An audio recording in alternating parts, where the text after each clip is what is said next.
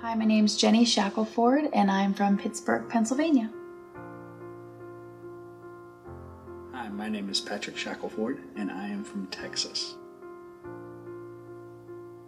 When I was 14, my dad was killed, and it was after that everything really started to get crazy. Things just kept getting worse. It just kept getting worse, and before I knew it, I was homeless. I got my driver's license at 16 and then pretty much immediately moved out of the house. I didn't care. The only thing I cared about was getting high.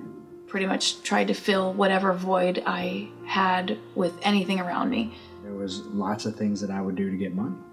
I was using drugs, alcohol. You're still very, very numb, and so it doesn't even register feeling-wise. I stayed in some pretty bad places. And I would sleep under the overpasses, I got to the point where I was living on friends' couches.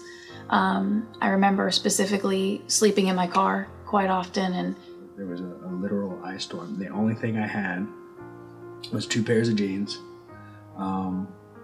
2 shirts, 2 like short sleeve shirts, and 1 sweater, no jacket.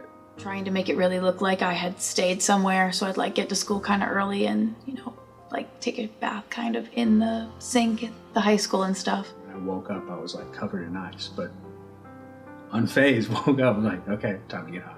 And it just continued to downward spiral from there. I was trying to cash some forged traveler's checks. So I ended up in North Carolina.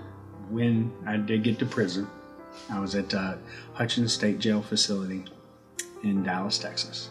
There was one job that I worked at that I had an associate who was actually my boss. So she would come to my store and invite me to church. So the only book that they give you in intake at when you're going into prison is the Holy Bible. And then when I went to church that morning, it was insane. For some reason, when I caught my rack or got into my bed, I still had the Bible in my hand. They immediately started playing a testimony video of somebody who had drug problems. In the 7-month sentence that I was given, I read the Bible cover to cover twice. The pastor asked anybody if they wanted to come up for prayer. So I went up and I had a woman pray over me and I bawled my eyes out, and it was in that moment that I knew that my life was about to change. That's the moment where God found me. I stopped going out. I just cut everyone off, and I just started going to church. When I got out of prison, I moved to Charlotte, North Carolina. The only thing that I could get was minimum wage jobs. A guy came walking in. They were like, "Hey, Pat, he's a pastor. He's got his own church. Why don't you ask him about his church?" And I did. And I met this little bleach blonde chick named Jenny. We kind of just started hanging out, and I remember he really wanted to be with me, and I kept telling him we have to focus on our relationship with God. No dating. But we could hang out. And church became a big part of that.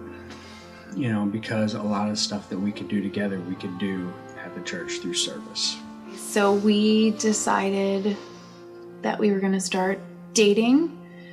And after we started dating, I took the logical step and asked her to marry me. 2 years later, we both got confirmation, and we got an amazing opportunity to actually start a dog training business, but it would be in Florida. We had been going to lots of different churches, and one day we got a flyer in the mail for Journey, and it said on it that it was going to be their first service. So I said to Patrick, we should go. We come pulling into the parking lot, and I'm like, wait a second, there's actually people out here to direct you where to park. And when we got out of the car, he walked up to us and shook our hand and started talking to us. Everybody they were authentic. You could tell that they really were excited to see us, and they really wanted to know our name. People who actually went out of their way and actually cared. And it just only continued. This feels like this place that we met at, where our story began. So yeah, it was just perfect. We knew from day one. The Journey Church was our new home, and we were gonna get to serve again. And that's what it's all about.